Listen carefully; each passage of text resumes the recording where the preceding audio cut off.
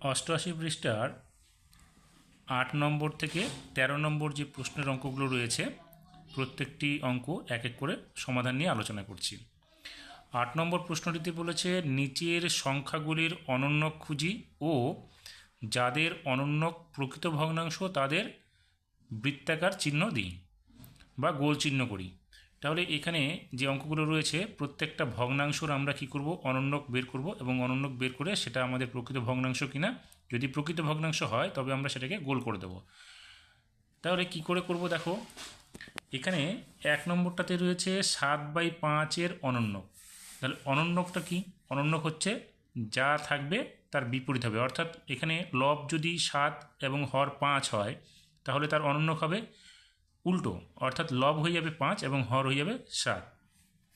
তাহলে এখানে আমরা লিখব 7/5 অনন্যক হচ্ছে 5/7। তাহলে এখানে কি বলেছে প্রশ্নটিতে, বলেছে অনন্যকটা যদি প্রকৃত ভগ্নাংশ হয় তবে তাকে গোল করতে হবে। তাহলে প্রকৃত ভগ্নাংশ আমরা কাকে বলবো? প্রকৃত ভগ্নাংশ হচ্ছে যার লব ছোট হর বড়, তাকে আমরা বলবো প্রকৃত ভগ্নাংশ। তাহলে এখানে দেখো লবটা হরের চাইতে ছোট, অতএব এই ভগ্নাংশটা কি হলো, আমাদের প্রকৃত ভগ্নাংশ হলো। তাহলে দেখতে পাচ্ছি 7/5 অনন্যক হচ্ছে আমাদের একটা প্রকৃত ভগ্নাংশ। তাহলে এটাকে আমরা কি করব, এখানে গোল করে দেবো। 2 নম্বরে বলেছে 1/3 অনন্যক। তাহলে 1/3 অনন্যক কি হবে? 3/1। দেখো 3/1 এইখানে যে ভগ্নাংশটা হলো সেক্ষেত্রে লবটা হয়ে গেল হরের চাইতে বড়, অতএব এটা প্রকৃত ভগ্নাংশ নয়। এবার 3 নম্বরে বলেছে 5/8 অনন্যক। তাহলে 5/8 অনন্যক কী হবে? তার বিপরীত হয়ে যাবে, অর্থাৎ 8/5 হবে। তাহলে এখানে দেখো লবটা হরের চাইতে বড় হয়ে গেল, অতএব এটাও আমাদের এই ভগ্নাংশটা প্রকৃত ভগ্নাংশ হলো না। এবার 4 নম্বরে 9/7 অনন্যক কী হবে? তাহলে 9/7 অনন্যক কী হবে? উল্টো, তার মানে 7/9। এখানে দেখো 7 9-এর চাইতে, অর্থাৎ লব হরের চাইতে ছোট, অতএব এটা কি হচ্ছে, আমাদের প্রকৃত একটা ভগ্নাংশ হলো। তাহলে এটাকে আমরা গোল করে দেব। এবার 5 নম্বর যেটা রয়েছে 12/5 অনন্যক। তাহলে 12/5 অনন্যক কী হবে? তার উল্টো হয়ে যাবে, অর্থাৎ 5/12। এখানে দেখো লবটা হরের চাইতে ছোট, অতএব এটা হচ্ছে আমাদের একটা প্রকৃত ভগ্নাংশ। তাহলে এটাকে আমরা গোল করে দেব। ঠিক একইভাবে 6 নম্বর যে প্রশ্নটা রয়েছে সেখানে আছে 5/8। তাহলে 5/8 অনন্যক কী হবে? 8/5 হয়ে যাবে। তাহলে আমরা লিখব 8/5। এখানে দেখো লবটা কি হচ্ছে, হরের চাইতে বড় হয়ে যাচ্ছে, সেক্ষেত্রে আমাদের এটা প্রকৃত ভগ্নাংশ হচ্ছে না, এটা হচ্ছে অপ্রকৃত ভগ্নাংশ। এবার 7 নম্বর প্রশ্নটাতে বলেছে 1/8। তাহলে 1/8 অনন্যক কী হবে? 8/1। তাহলে এটাও দেখো লবের মানটা হরের চাইতে বড় হয়ে গেল, অর্থাৎ এটা হচ্ছে একটা অপ্রকৃত ভগ্নাংশ, সেক্ষেত্রে এটা প্রকৃত ভগ্নাংশ হচ্ছে না, আমরা এটাকে গোল করব না। এবার 9 নম্বর প্রশ্নটাতে আমাদের বলেছে কোন সংখ্যার অনন্যক সেই সংখ্যার সমান। তাহলে দেখো আমরা ধরে নেব সংখ্যাটিকে হচ্ছে 1 বা 1, 1 অনন্যক তার সমান হবে 1 সঙ্গে। তাহলে আমরা এখানে লিখব সংখ্যাটি হচ্ছে 1। এবার এই 1 পরিবর্তে আমরা কি লিখতে পারি? 1/1 লিখতে পারি। তাহলে দেখো 1/1 এই যে ভগ্নাংশটা হলো তার অনন্যক কী হবে? তাহলে 1/1 ভগ্নাংশের অনন্যক কী হবে? 1/1ই হবে। সেক্ষেত্রে 1/1 মানে হচ্ছে 1। তাহলে দেখো সংখ্যাটা যদি 1 হয় তাহলে 1 অনন্যক কী হচ্ছে? 1/1 অর্থাৎ 1। তাহলে আমরা কি পাচ্ছি? সংখ্যাটির অনন্যক সমান হচ্ছে সংখ্যাটির সঙ্গে, সেক্ষেত্রে আমাদের যে মূল সংখ্যাটা হবে সেটা হবে 1। 2 নম্বর প্রশ্নটাতে বলেছে রমার কাছে কতগুলো স্ট্যাম্প আছে তার 2/3 অংশ আমাকে দিল। রমা যদি 18টি স্ট্যাম্প আমাকে দেয় তবে রমার কাছে কতগুলি স্ট্যাম্প ছিল হিসাব করি। তাহলে আমরা কি করব, প্রথমে এখানে লিখে নেব যে রমার আমাকে স্ট্যাম্প দিয়েছে সমান চিহ্ন 3/10 অংশ।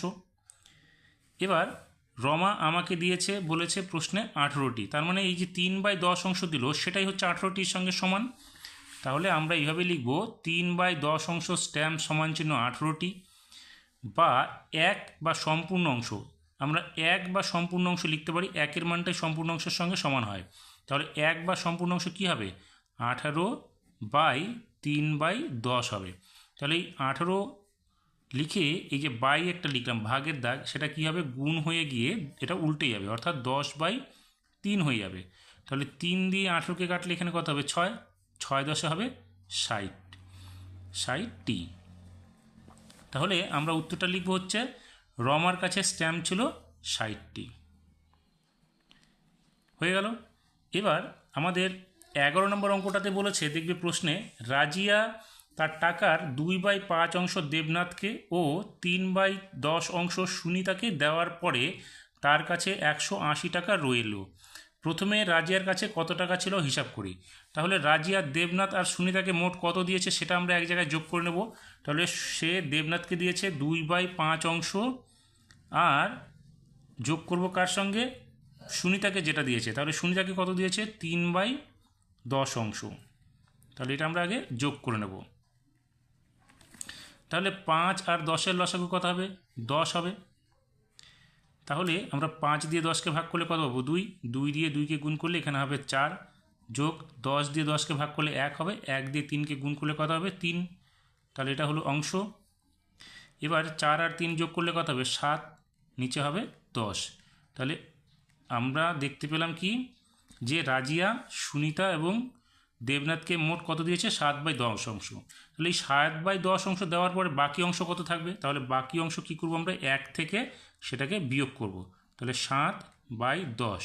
তাহলে আমরা যদি লসাগু করি নিচে কত হবে 10, তাহলে এখানে হবে 10 বিয়োগ 7, অর্থাৎ বাকি অংশ কত থাকবে 10 থেকে 7 বাদ দিলে 3, নিচে থাকবে 10। এটা হলো অংশ। এবার কি বলেছে, এবার বলেছে এখানে দেওয়ার পরে কত টাকা রইল বলেছে 180 টাকা রইল। তার মানে আমাদের যে বাকি অংশ হলো 3/10, সেটাই হচ্ছে 180 টাকার সঙ্গে সমান। তাহলে আমরা এখানে লিখব হচ্ছে 3/10 অংশ সমান চিহ্ন 180 টাকা। তাহলে লিখব 3/10 অংশ সমান চিহ্ন 180 টাকা। আমাদের যেহেতু সম্পূর্ণ অংশটা বের করতে হবে বা মোট কত ছিল সেটা বের করতে হবে, তাহলে লিখব 1 বা সম্পূর্ণ অংশ হচ্ছে কত 180/3/10। এই দাগটা আমরা একটু বড় করে দেবো, বাই মানে হচ্ছে ভাগ। তাহলে এটা কত হচ্ছে 180, এই ভাগের দাগটা গুণ হয়ে গিয়ে এটা উল্টে যাবে, অর্থাৎ এখানে হবে 10/3। 3 দিয়ে 180কে কাটলে এখানে হবে 60। তাহলে 60 আর 10 গুণ করলে কি হবে আমাদের হয়ে যাবে 600। তাহলে এখানে আমরা লিখব 600 টাকা। তাহলে এই 600 টাকা কার কাছে ছিল, রাজিয়ার কাছে ছিল। তাহলে উত্তরটা আমরা লিখব রাজিয়ার কাছে 600 টাকা ছিল। এবার 12 নম্বর প্রশ্নে কি বলেছে, মান খুঁজি। এখানে 7টি ভাগ অঙ্ক রয়েছে, ভাগ করে আমাদের তার মান বের করতে হবে। তাহলে দেখো এখানে কী আছে 15 ভাগ 5/3। তাহলে 15 ভাগটা হয়ে যাবে গুণ, গুণ হয়ে এটা কী হবে উল্টো হয়ে যাবে 3/5। তাহলে 5 দিয়ে 15কে কাটলে কত হবে 3, তার মানে উপরে 3 তিরিকে 9 হলো। ঠিক একইভাবে 2 নম্বর অঙ্কটা কী হবে 14, এই ভাগটা গুণ হয়ে গিয়ে এটা উল্টো হয়ে যাবে। তাহলে এখানে হবে 2/7, 7 দিয়ে 14কে কাটলে কত হবে 2, তাহলে 2 দুগুণে 4 হলো। 3 নম্বর অঙ্কটা এখানে যে 16/13, দেখো এটাকে 16/13টাকে কী হবে, আমরা এখানে ধরে নিচ্ছি 16 না 6/13। তাহলে 6/13 আমরা ভাগ চিহ্নটা এখানে রেখে দিলাম, রেখে এটাকে কী করলাম 3/1 করলাম। তাহলে কী হবে এটা ভাগটা আমাদের করতে বা বোঝাতে সুবিধা হবে। তাহলে আমরা কী করলাম 6/13 গুণ এটা কী হবে উল্টো হয়ে গেল, তাহলে এখানে হবে 1/3। এবার 3 দিয়ে যদি আমরা 6কে কাটি তাহলে কত হবে 2। তাহলে সেক্ষেত্রে আমরা কত পাচ্ছি এখানে 2/13। ঠিক একইভাবে আমরা এই অঙ্কটা করতে পারি। তাহলে এখানে কী হবে, এখানে দেখো 12/19। তাহলে এইবার কী হবে এটা ভাগটা আমরা যদি গুণ করে দিই তাহলে এটা কী হবে 1/6 হয়ে যাবে। কারণ দেখো 3 ছিল, 3টা কী হলো আমরা গুণ করে 1/3 লিখলে এখানে 6টা কী হবে 1/6 হয়ে যাবে। তাহলে 6 দিয়ে যদি আমরা 12কে কাটি কত হবে 2, সেক্ষেত্রে হলো 2/19।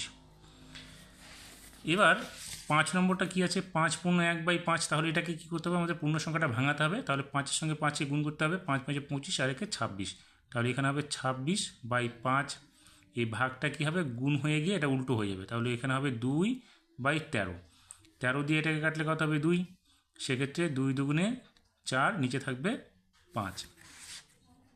এটার ক্ষেত্রে একই নিয়ম, আমরা পূর্ণ সংখ্যাগুলোকে ভাঙাবো। তাহলে 5 দুগুণে 10, 10 আর 2 12, নিচে হবে 5, ভাগটা থেকে গেল 5 একে 5 আর 1 যোগ করলে 6, নিচে হবে 5। এবার আমরা কী করব 12/5 রেখে দিয়ে ভাগটা গুণ করে দিয়ে এটাকে উল্টো করে দেবো। তাহলে 5 5 কেটে গেল, 6 দিয়ে 12কে কাটলে এখানে হবে 2, সেক্ষেত্রে এখানে হলো 2। 7 নম্বরটাও পূর্ণ সংখ্যা ভাঙাবো, তাহলে 4 7 28, 28 আর 3 কত হবে যোগ করলে 31, নিচে হবে 7, এখানে ভাগটা থেকে গেল, 3 7 21, 21-এর সঙ্গে 2 যোগ করলে 23 হলো, নিচে 7, তাহলে কি হবে 31/7, ভাগটা গুণ হয়ে গেল, উপরে 7 চলে গেল, নিচে হলো 23। দেখো 7 7 কেটে গেল, তাহলে এখানে কি হবে 31/23, উপরে বড় সংখ্যা, তার মানে এটাকে আমাদের কী করতে হবে, ভাগ করতে হবে। তাহলে 23-একে 23 হলো, এখানে বিয়োগ করলে হবে 8, 8 উপরে চলে গেল, নিচে হবে 23, তার মানে সংখ্যাটা আমাদের কত হলো 1/8/23। এখন 13 নম্বর প্রশ্নের 1 নম্বরটাতে বলেছে 3/4 এর মধ্যে 1/16 কতবার আছে হিসাব করি। এখানে আমাদের অপশান রয়েছে, অপশান 4টা থেকে আমাদের উত্তরটা বেছে নিতে হবে। তাহলে দেখো 3/4 এর মধ্যে 1/16 কতবার আছে, তাহলে মানে হচ্ছে 3/4কে 1/16 দিয়ে ভাগ করতে হবে। তাহলে আমরা কি করব, 3/4 ভাগ 1/16, তার মানে 3/4 ভাগটা কী হবে, গুণ হয়ে গিয়ে এটা উল্টো হয়ে যাবে, অর্থাৎ 16/1 হয়ে গেল। 4 দিয়ে 16কে কাটলে এখানে 4 হবে, তাহলে 3 4 12, তার মানে হচ্ছে 3/4 এর মধ্যে 1/16 কতবার আছে, 12 বার আছে। অপশন আছে এখানে দেখো, এ নাম্বারে 64, বি নাম্বারে 12, তার মানে আমরা বি নাম্বারটা পেয়ে গেলাম। তাহলে উত্তরটা আমরা কী করব, বি নাম্বারটা দেব। এইবার আমাদের বলেছে 2 নম্বরে ফিতের 7/8 অংশের দৈর্ঘ্য 56 মিটার, সম্পূর্ণ অংশের দৈর্ঘ্য কত। তাহলে এখানে আমরা সম্পূর্ণ অংশ দৈর্ঘ্য বের করার জন্য অপশান থেকে উত্তরটাকে আমরা বেছে নিতে হবে। তার মানে দেখো 7/8 অংশের দৈর্ঘ্য যদি 56 মিটার হয়, তাহলে 1 বা সম্পূর্ণ অংশের দৈর্ঘ্য কী হবে, সম্পূর্ণ অংশের দৈর্ঘ্য সমান ছিল, এখানে ভাগ হয়ে যাবে 56/7, এখানে এটা হয়ে যাবে। তার মানে আমাদের কি করতে হবে, এটাকে এই ভাগের দাগটাকে সরাতে হবে, তাহলে 56 ভাগটা হয়ে গেল গুণ, গুণ করে এটা 7/8টা উল্টো হয়ে গিয়ে 8/7 হবে। তাহলে 7 দিয়ে 56কে কাটলে এখানে কত হবে 8, তার মানে 8 8 64 মিটার। তাহলে অপশানটা আমাদের এখানে কি আছে, এ নাম্বারে আছে 43, বি নাম্বার দেখো 64, তাহলে আমাদের উত্তরটা হচ্ছে বি নাম্বার। এইবার আমাদের 3 নম্বরে বলেছে 5 পূর্ণ 6/7 অনন্যক হলো। তাহলে 5 পূর্ণ 6/7 অনন্যক, আমাদের এখানে 4টে অপশন রয়েছে, অপশন থেকে আমাদের বেছে নিতে হবে।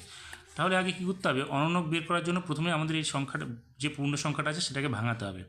তাহলে ভাঙালে কী হবে, 5 পূর্ণ 6/7, অর্থাৎ 5-এর সঙ্গে 7কে গুণ করতে হবে, 5 7 35, 35-এর সঙ্গে 6কে যোগ করো, তাহলে 5 7 35 আর 6 যোগ করলে 41, তাহলে 41/7 হলো।